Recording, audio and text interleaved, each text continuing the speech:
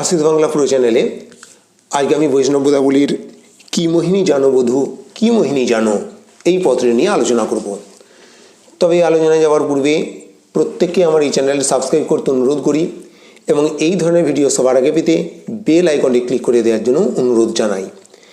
এবার আমি শুরু করব আমাদের আলোচ্য বিষয়, অর্থাৎ বৈষ্ণব পদাবলীর কি মোহিনী জানো বধূ কি মোহিনী জানো এই পত্রে নিয়ে আলোচনা।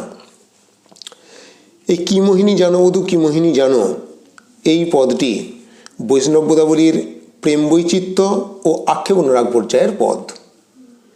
এই পদের পদাবলীকার হলেন কবি চণ্ডীদাস, যিনি চৈতন্য পূর্ব যুগের কবি।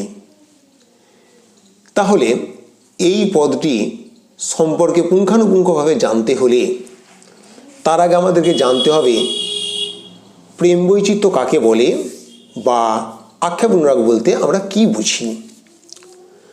আসলে বৈষ্ণব পদাবলীর যে স্তর ভেদ আছে, অভিসার, পূর্বরাগ, ঠিক তেমনই একটি পর্যায় হলো প্রেম বৈচিত্র্য ও আক্ষেপ অনুরাগ। প্রেম বৈচিত্র্য প্রেমাবিষ্ট হৃদয়ের একটি বিচিত্র ভাব।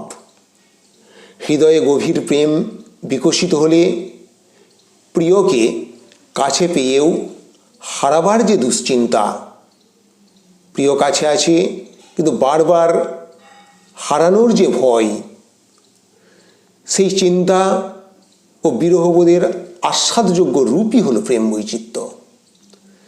প্রিয় কাছে আছে তবুও মনে হয় যেন আমি আমার প্রিয়তমাকে হারিয়ে ফেলছি, আমি ঠিক আমার মতো করে পাচ্ছি না। এর থেকে যে একটা বিরহবোধের যে আশ্বাস, বিরহবোধের যে একটা অনুভূতি, সেই অনুভূতিই হলো প্রেম বৈচিত্র্য।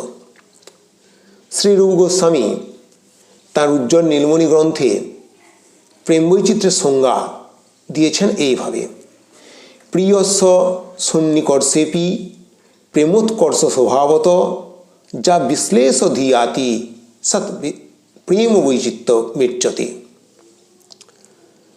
এই প্রেম বৈচিত্র্যের একটি বিশেষ লক্ষণ হল সব কিছুর জন্য আক্ষেপ করা। এর নামই হলো আক্ষেপ অনুরাগ। অর্থাৎ আক্ষেপ অনুরাগ হলো প্রেম বৈচিত্র্যের একটি স্তরভেদ বা প্রেম বৈচিত্র্যের একটি অবস্থার ভেদ, যেখানে শ্রী রাধিকা শ্রীকৃষ্ণকে ঠিক মতো করে পাচ্ছেননি, তিনি মনে করছেন, তার জন্য যে আক্ষেপ, সেই আক্ষেপ হতেই সৃষ্টি হয়েছে আক্ষেপ অনুরাগ। এবার আমরা মূল পদে আসি। মূল পদটির পদাবলীকার কবি চণ্ডীদাস, তিনি চৈতন্য পূর্ব যুগের কবি। তাহলে আমরা প্রথমেই বলেছি যে প্রেম বৈচিত্র্য হলো প্রেমাবিষ্ট হৃদয়ের একটি বিচিত্র ভাব, যেখানে প্রিয়তম কাছে আছে তবুও মনে হয় যেন প্রিয়তমকে আমি হারিয়ে ফেলছি, প্রিয়তমকে আমি ঠিকভাবে অনুভব করতে পারছি না। অর্থাৎ কাছে পেয়েও বারবার যে হারাবার ভয়, সেই হারাবার ভয় থেকে যে বিরহ যন্ত্রণা, বিরহ বেদনা, তারই আশ্বাদযোগ্য রূপ হলো প্রেম বৈচিত্র্য। আর যেহেতু প্রেম বৈচিত্র্য এবং আক্ষেপ অনুরাগ এখানে একটি বিরহের সুর আছে, তাই এই পর্যায়ের অন্যতম শ্রেষ্ঠ কবি বিরহ পর্যায়ের রাজাধিরাজ চণ্ডীদাস। চণ্ডীদাস সহজ সরল সাধারণ কথায় মানুষের অন্তরের অন্তঃস্থলের যে বিরহ বেদনা, সেই বিরহ বেদনাকে তুলে ধরেছেন। নানান বৈষ্ণব পদাবলীর নানান পদে তিনি এইভাবে তুলে ধরেছেন। তো আমরাও এই যে প্রেম বৈচিত্র্য আক্ষেপ অনুরাগ পর্যায়ের পদ কি মোহিনী জানো বধূ কি মোহিনী জানো, এখানেও তাঁর এই কৃতিত্ব আমরা দেখতে পাবো। সহজ সরল ভাষায় প্রেমিক প্রেমিকার অন্তরের অন্তঃস্থলের যে বিরহবোধ, বিরহ যন্ত্রণা, অতৃপ্ত চাওয়া পাওয়ার যে দহন জ্বালা, সেই দহন জ্বালায় ক্ষতবিক্ষত হৃদয় আমরা দেখতে পাবো তাঁর এই পদে। প্রথমেই শুরু করছেন কবি এই বলে কি মোহিনী জানো বধূ, কি মোহিনী জানো, অবলার প্রাণ নিতে নাহি তোমা হেন। এটি রাধিকা বলছেন। শ্রীকৃষ্ণকে তিনি ভালোবাসেন, শ্রীকৃষ্ণের জন্য তিনি কুল মান সব কিছু ত্যাগ করেছেন, অথচ তার যেন মনে হচ্ছে তিনি শ্রীকৃষ্ণকে পরিপূর্ণভাবে পাননি, শ্রীকৃষ্ণকে তিনি যেন হারিয়ে ফেলবেন। আসলে এই যে অতৃপ্তি, এই অতৃপ্তিই হলো প্রেমের চরমতম লক্ষণ। কাছে পেয়েও যে হারাবার ভয়, কাছে পেয়েও যে না পাওয়ার যন্ত্রণা, সেই যন্ত্রণা থেকেই বোঝা যায় সত্যিকারের প্রেমে নিজেকে সমর্পণ করতে পারলাম কি না। এখানে রাধিকা শ্রীকৃষ্ণকে বলছেন, কি মোহিনী জানো বধূ, কি মোহিনী জানো। হে বন্ধু, কৃষ্ণকে উদ্দেশ্য করেই বলছেন, হে বন্ধু তুমি কি মোহিনী শক্তি জানো। মোহিনী শক্তি কি না, মোহিনী শক্তি হলো জাদু শক্তি এক রকমের, যে শক্তির দ্বারা এক মানুষ অপর মানুষকে আকৃষ্ট করতে পারে। শ্রীকৃষ্ণকে শ্রী রাধিকা বলছেন, কি মোহিনী জানো বধূ, কি মোহিনী জানো। তুমি এমন মোহিনী জানো কি না, অবলার প্রাণ নিতে নাহি তোমা হেন। অবলা নারীর প্রাণ নিতে তোমার মতো আর কেউ পারে না। অর্থাৎ শ্রী রাধিকা শ্রীকৃষ্ণকে মনে করছেন হারিয়ে ফেলবেন, তিনি তাকে সঠিকভাবে আরও পরিপূর্ণভাবে তিনি তাকে পাননি।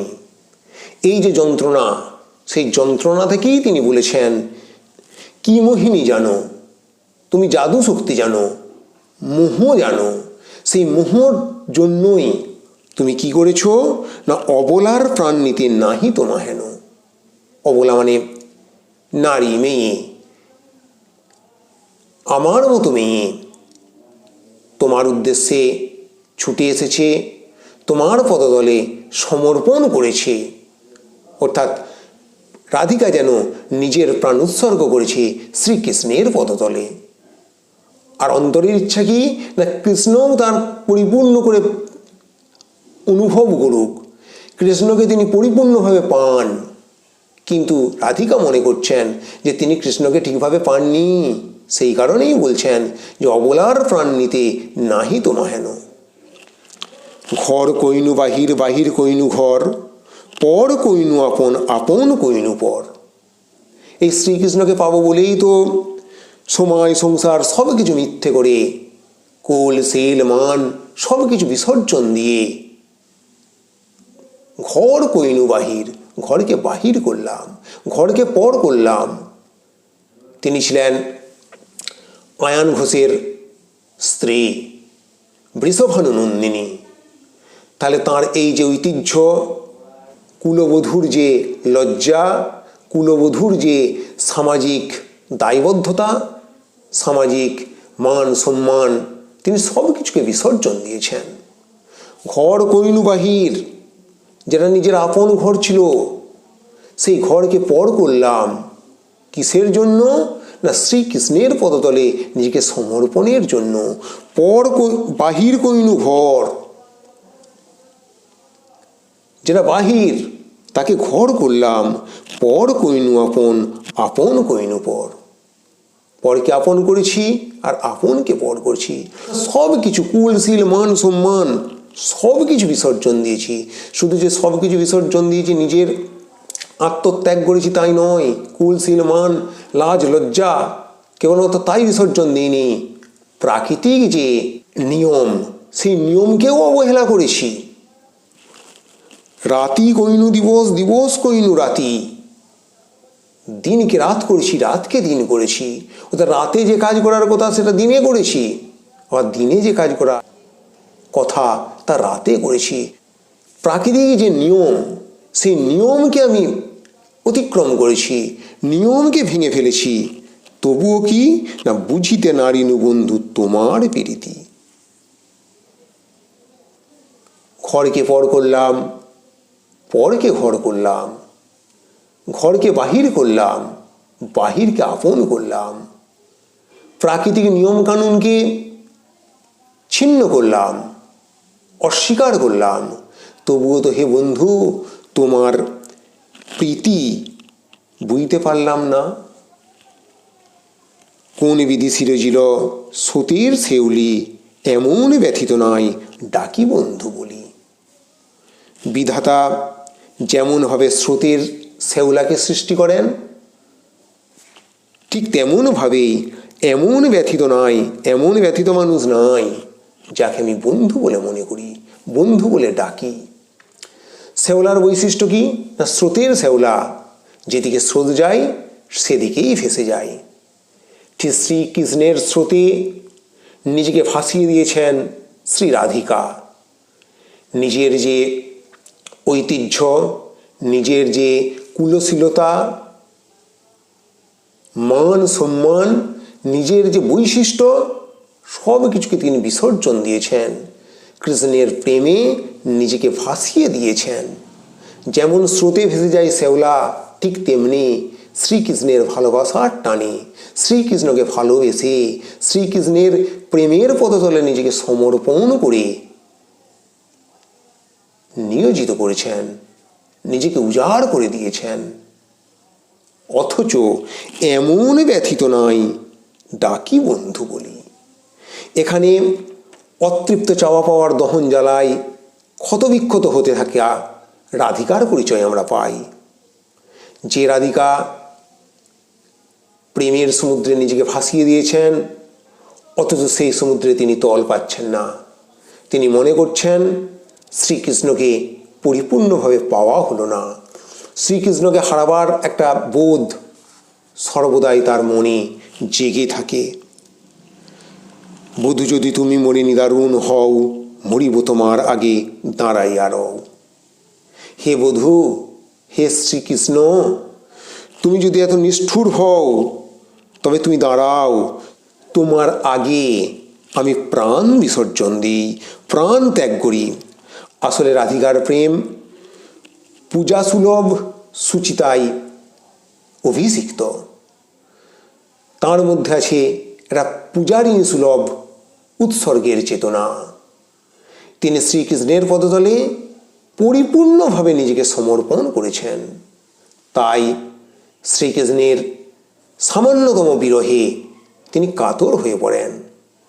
তিনি তাই বলেন, হে বন্ধু, যদি তুমি এত নিষ্ঠুর হও, আমি আমার সর্বস্ব ত্যাগ করা সত্ত্বেও, ঘর বাইর, প্রাকৃতিক নিয়ম কানুন সমস্ত কিছুকে উপেক্ষা করা সত্ত্বেও যদি তোমার প্রীতি ঠিকভাবে বুঝতে না পারি, তোমাকে যদি আমি পরিপূর্ণভাবে গ্রহণ করতে না পারি, তবে বেঁচে থেকে লাভ কি?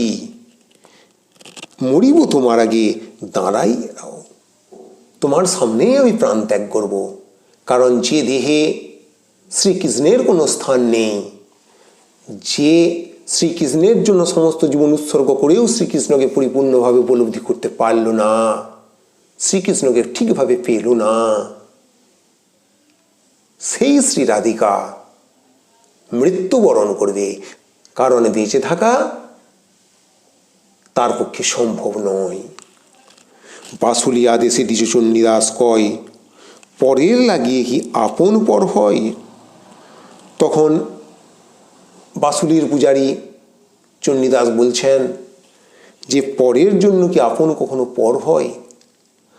আসলে এই যে প্রেম বৈচিত্র্য ও আক্ষেপ অনুরাগ পর্যায়ের পদ, এই পদে একটা বিরহের অনুভূতি আছে। শ্রীকৃষ্ণকে পরিপূর্ণভাবে না পাওয়ার একটা কাতরতা, ব্যথা, যন্ত্রণা শ্রী রাধিকার হৃদয়ে আমরা দেখতে পাই। আর সেই যন্ত্রণাকে, সেই বেদনাকে, সেই অতৃপ্ত চেতনাকে, অতৃপ্ত মনকে কবি চণ্ডীদাস সহজ সরল সাধারণ কথার সুরে, খুব সহজ সরল উদাহরণের মাধ্যমে আমাদের সামনে তুলে ধরেছেন। এখানে এই পদটির সার্থকতা।